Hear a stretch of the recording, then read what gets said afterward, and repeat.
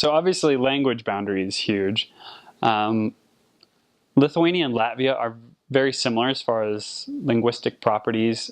Not quite mutually intelligible languages, but enough is similar that I can understand Latvian if it's written or something like that. But spoken, it's a little different. Estonian, on the other hand, is a completely different language family. It's close to Finnish and not close to Latvian or Lithuanian at all. No similarities, basically, except for stuff that's borrowed from other languages. So there's that. Ethnically, in Estonia they're a lot fairer. They look more Scandinavian, I guess, and in the other two countries it's a little bit darker. I mean, not like dark skinned at all or dark hair, but not quite your elfish blonde type look. Another difference, I guess, is what else? The religions in the three countries are somewhat different. Lithuania is 90-something% Catholic, and the other two are not. If I remember, they're Protestant. They're different forms of Protestant. I don't remember which one's which, but yeah, Lithuania is very heavily Catholic, and there's basically nothing else as far as dominant religions in Lithuania. One thing I think that I really loved about Lithuania is that their culture is very nature-oriented. I think it must have some sort of ancient roots, pagan roots even. It was pagan for a very long time. It's the last pagan country in Europe. Their words, their language, everything about their culture is somehow centered around animals or nature, rain, trees, the sun. I mean, their gods are very pagan, having to do with the forest and the sun and the wind and such, you know. And so they just really care about nature and animals. They love animals. And I really, really liked that. That's cool. Another thing, I guess, they serve a lot of tea, and that's pretty common. They serve tea out of just about anything you can imagine, in addition to the regular kinds of tea. I mean, I saw people collecting grass, you know, and they'd make tea out of that, which I never had personally, but I heard you can do that. And, you know, I saw people that would have their little, like, indoor miniature lemon trees, and they would make tea out of lemon leaves, and that's actually really tasty. But they can make tea out of just about anything. And what else, tradition-wise? So I guess one of their nature traditions, they have a May festival, and they dance around the maypole, and they wear their traditional Lithuanian garb that it looks like a lot of Eastern European countries, sort of. It's, you know, dresses and white shirts and kind of what you would imagine for Middle Ages, and they have these tassels. I don't know if tassels is a good description for them, but these long, flat, embroidered pieces of cloth that would have intricate patterns on them that are like usually green and red patterns. Sometimes there's some blue in there, and it's kind of cool. I like their festivals. They have lots of holidays in the summer. There's a big sea festival in one of the coastal cities every summer that attracts tons of people from all over Europe, and they have lots of, you know, sorts of, I guess, kind of like a carnival feel, but not generally rides, but there's like people dressed up and wearing masks and having fun little booths and games and that kind of thing, and it's really fun to be around. Of course, as missionaries, we were like kind of annoyed by it because we're trying to, you know, proselyte, and the street that our apartment was on was the main street for this festival, so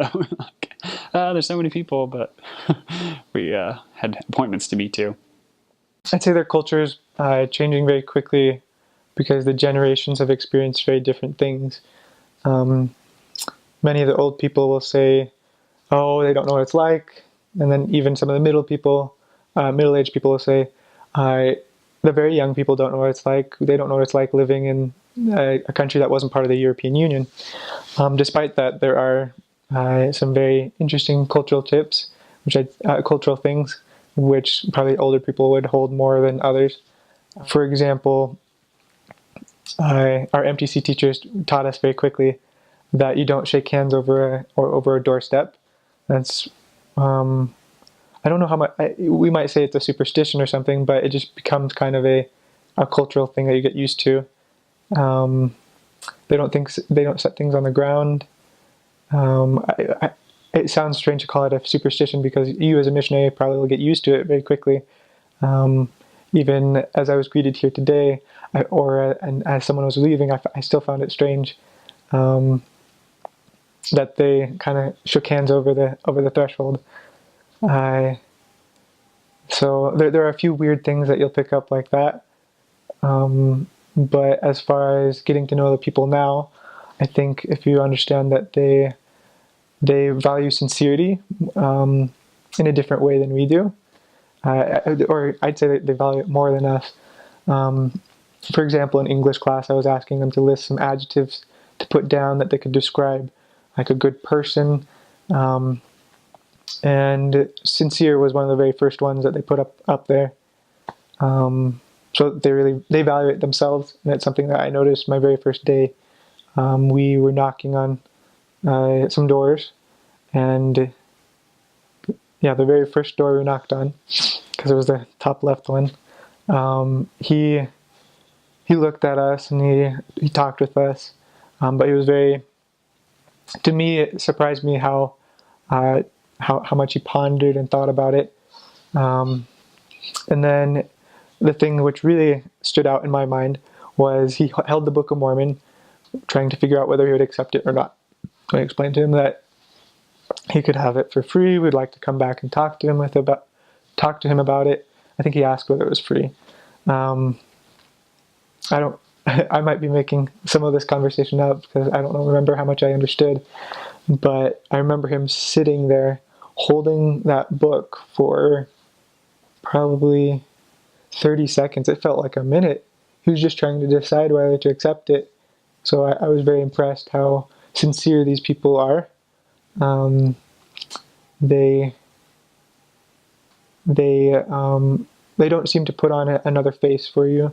For example, I've been out with missionaries in the U.S. in my home city, and we would go to some just around the place. And when walking down the street, Americans may cross the street and go to the other side. That rarely happened to me on my mission. They'll walk to you, and if they don't want to talk to you, they'll tell you they don't want to talk to you. They're not going to avoid you or cross to the other street. I mean, that happened maybe once or twice. Nor will they pretend to be on their phone. Sometimes when I thought they would, I'd look back and they still were on their phone actually talking to someone. They don't try to pretend to avoid you. They don't seem to have too many false selves. That was kind of a cultural shock, but something that I think really marks their culture. I guess they have lots of traditions. They may not, I can't quite name them or whatever. These traditions may be just their idea of Catholicism or things that they hold dear, like their family.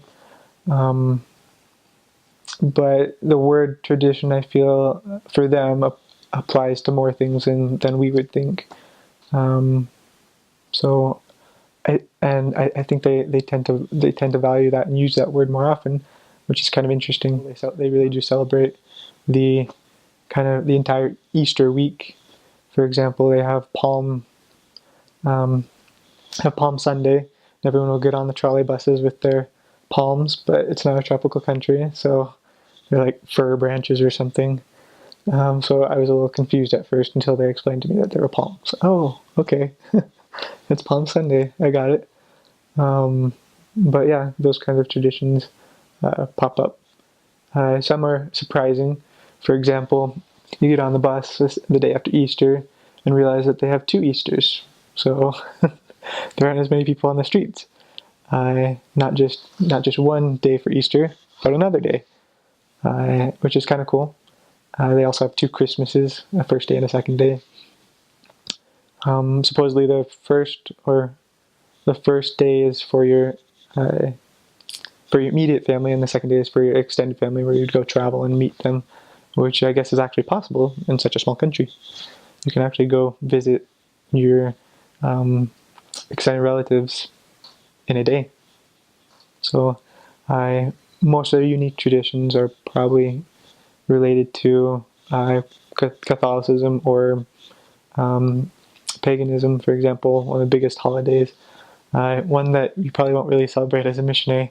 They go out to the woods and they stay up the entire night and and they like jump over bonfires. So that's probably not one you'll participate in as a missionary, especially because they like to drink a lot for that one. But most of their traditions are either associated with paganism or Catholicism. So that was pretty interesting. I expected them to be a little bit more reserved, and I thought that maybe I shouldn't be quite as assertive, but they really will.